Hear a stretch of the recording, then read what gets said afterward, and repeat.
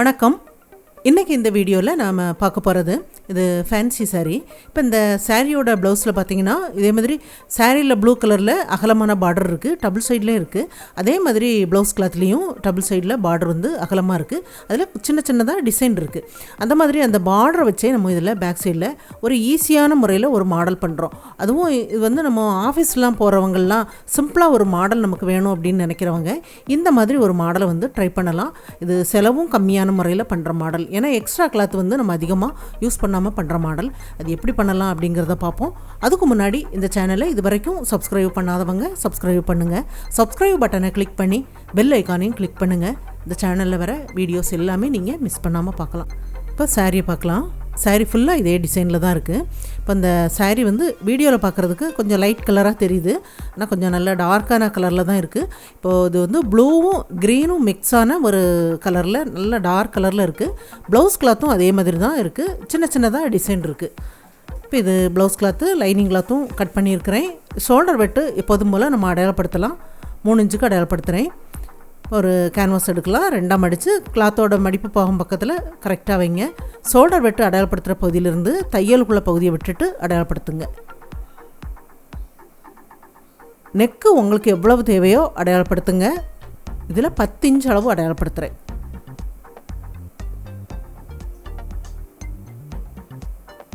மேலே நெக்கோட அகலம் 2.25 இன்ச் இருக்குது. அந்த அளவை இந்த பகுதியிலையும் நம்ம அடையாளப்படுத்திடலாம்.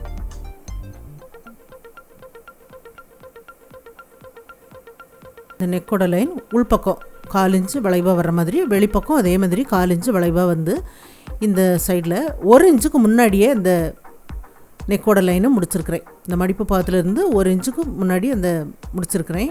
முடிச்சுட்டு அதுக்கப்புறம் அந்த நம்ம வரைஞ்சிருக்கோம் பாருங்கள், அதுக்கு கீழே 2.5 இன்ச்சுக்கு அடையாளப்படுத்தலாம். 2.5 இன்ச்சுக்கு அடையாளப்படுத்தியிருக்கிறேன். நம்ம 1 இன்ச்சுக்கு முன்னாடி முடிச்சிருக்கோம் பாருங்கள், அந்த பகுதியிலேருந்து 2.5 இன்ச்சுக்கு நீளத்துக்கு ஒரு லைன் போட்டு ஒரு நீள் சதுரமாக வரைஞ்சி விட்டுறலாம். இந்த சைடில் இந்த கார்னராக இருக்கிறத கொஞ்சம் வளைவாக இந்த மாதிரி வரைஞ்சிட்டு அப்படியே வரைஞ்சிருங்க. இப்போ இதுக்கு வெளிப்பக்கம் 1 இன்ச்சு கேப் போட்டு வளைவாக ஒரு லைன் இந்த மாதிரி போட்டுருங்க. இதோட அளவு 2.5 இன்ச்சில் இந்த லைன் முடிகிற மாதிரி இருக்குது. அது அப்படியே உள்பக்கம் அப்படி வளைவாக இந்த நெக்கோட ஷேப்புக்கு தகுந்த மாதிரி வரையணும்.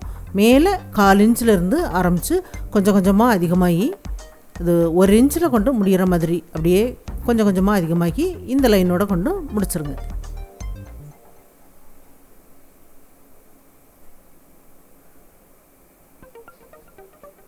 இந்த சைடில் 1 இன்ச்சுக்கு கொஞ்சம் கம்மியாக இருக்குது.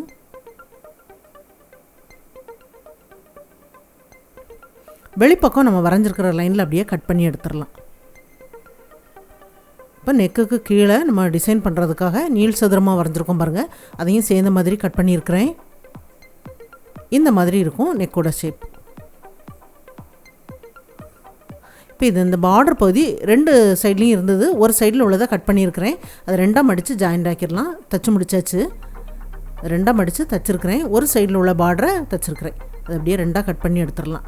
இப்போ இது நமக்கு நெக்கு பகுதியில் டிசைன் பண்ணுறதுக்காக அந்த ஜாயிண்ட் பகுதி இருக்குது பாருங்கள், அதையும் 2 பக்கமாக அப்படியே பிரித்து அயன் பண்ணி விட்டுருங்க. அயன் பண்ணிவிட்டு உள்பக்கம் உள்ள கேன்வாஸ் கரெக்டாக சென்டரில் வச்சுருங்க.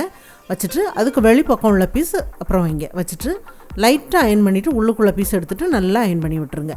கரெக்டாக சென்டரில் வச்சு அயன் பண்ணிடுங்க, நமக்கு தைக்கிறதுக்கு வசதியாக இருக்கும்.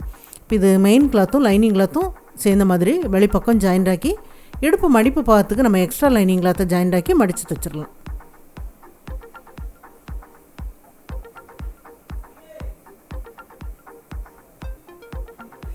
எல்லாமே தைச்சி முடிச்சாச்சு.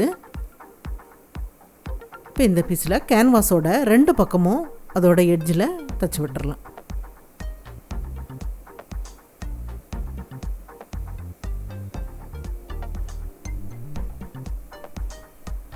வெளிப்பக்கம் தைச்சி முடிச்சாச்சு. அதே மாதிரி உள்பக்கமும் தைச்சி முடிச்சிடலாம்.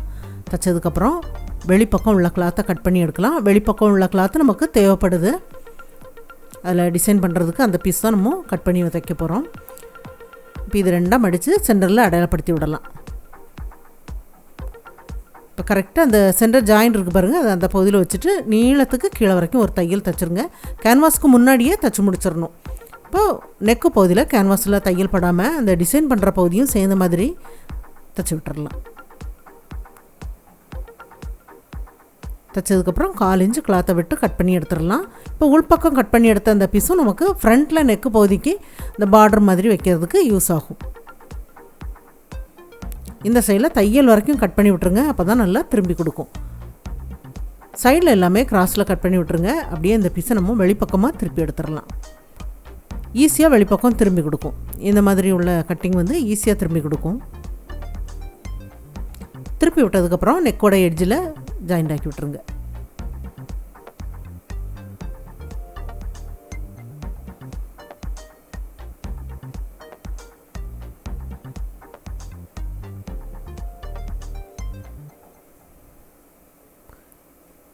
இப்போ வெளிப்பக்கமும் சேர்ந்த மாதிரி தச்சு விட்டுறலாம்.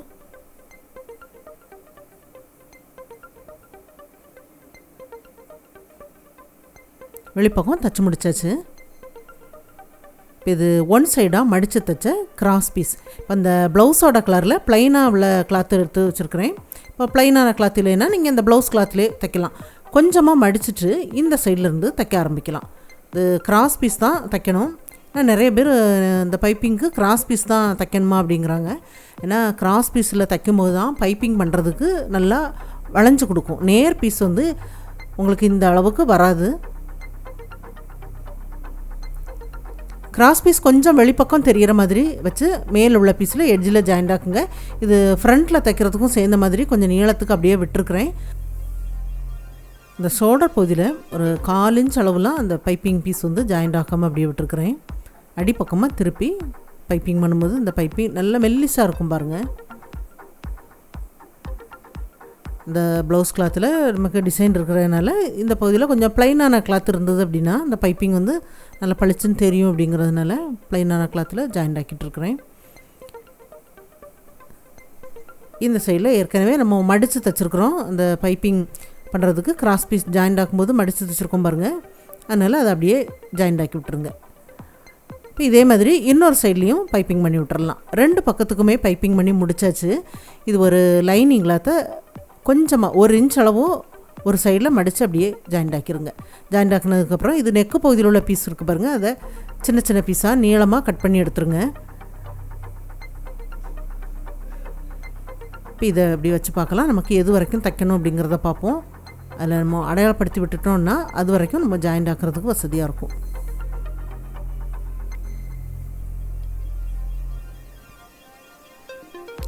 சைடில் கொஞ்சம் எக்ஸ்ட்ரா அது உள்பக்கம் போகிற மாதிரி அந்த பீஸ் வச்சு நம்ம ஜாயிண்ட் ஆக்கணும்.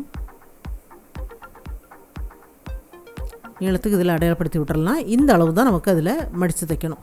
சின்ன சின்ன பீஸாக இது 2 இன்ச் அளவு இருந்தால் போதும். நேர் பீஸ் ப்ளவுஸ் கிளாத்தும் இப்போ அந்த நெக்கு பகுதியில் நம்ம சைடில் கட் பண்ணி எடுத்ததையும் நீளத்துக்கு கட் பண்ணியிருக்கிறேன். 2 பீஸும் மாற்றி மாற்றி ஒரு 1/4 இன்ச் அளவு தெரிகிற மாதிரி அடுத்தடுத்த பீஸ் வைக்கலாம். நம்ம அந்த லைன் போட்டிருக்கிற அளவுக்கு ஜாயிண்ட் ஆக்கினா போதும். ஜாயிண்ட் ஆக்கிட்டு இதை அடியில் வச்சு அப்படியே ஜாயிண்ட் ஆக்கிடலாம். அது நீள் சதுரமாக இருக்கிறதுனால நமக்கு சின்ன பகுதி தான், ஆனால் பின்லாம் குத்தணுங்கிற அவசியம் இல்லை. ஈஸியாக ஜாயிண்ட் ஆக்கிடலாம். அந்த மேலே வரும்போது கொஞ்சம் லாக் தையல் போட்டு முடிச்சுருங்க. அப்புறம் திருப்பி பார்த்துட்டு எக்ஸ்ட்ரா கிளாத்தெல்லாம் கட் பண்ணி எடுத்துருங்க. கட் பண்ணி எடுத்தாச்சு. இப்போ இது ஒரு லேஸ் வச்சு இந்த நூல் இலையெல்லாம் மறைக்கிற மாதிரி ஜாயிண்ட் ஆக்கலாம். ஃப்ரண்ட்டில் தைக்கிறதுக்கும் கொஞ்சம் நீளமாக நம்ம விட்டுட்டு அதுக்கப்புறமா வச்சு ஜாயிண்ட் ஆக்குறேன். இந்த ஷோல்டர் ஜாயிண்ட் பகுதியிலே ஒரு 1/4 இன்ச் தைக்காமல் விட்டுட்டு இந்த பீஸ்க்கு மேலே வச்சு அப்படியே ஜாயிண்ட் ஆக்குங்க. ரொம்ப எட்ஜில் வைக்க வேண்டாம், ஏன்னா அது மடித்து தைக்காமல் அப்படியே விட்டுருக்குறோம். அதனால் லேசாக நல்லா அந்த கிளாத்துக்கு மேலே வச்சு அப்படியே ஜாயிண்ட் ஆக்கணும். ஜாயிண்ட் ஆக்கிட்டு இந்த வளைவுக்கு ஏற்ற மாதிரி திருப்பி விட்டுட்டு இந்த கார்னர் பகுதியில் கொஞ்சமாக மடித்து விட்டுட்டு திருப்பி விடுங்க. இதே மாதிரி இன்னொரு சைட்லேயும் அந்த வளைவான பகுதியில் மடித்து விட்டுட்டு நம்ம திருப்பி விடணும். இப்போ இந்த லேஸில் ஒரு பக்கமாக ஜாயிண்ட் ஆக்கிட்டு வரேன். லேஸில் எப்போதுமே 2 பக்கம் ஜாயிண்ட் ஆக்கி விடுங்க. பேக் சைடு மாடல் ஃபினிஷ் பண்ணியாச்சு. குயிக்காக தைச்சி முடிக்கிற மாதிரி ரொம்ப ஈஸியான ஒரு மாடல், ஆனால் பார்க்குறதுக்கு ரொம்ப பியூட்டிஃபுல்லான அந்த மாடல் பாருங்கள். இது எல்லாருக்கும் பிடிக்கும்னு நினைக்கிறேன். ட்ரை பண்ணி பாருங்கள். இந்த வீடியோ பார்த்ததுக்கு நன்றி. மேலும் வீடியோஸ் பார்க்க இந்த சேனலை மறக்காமல் சப்ஸ்கிரைப் பண்ணுங்கள்.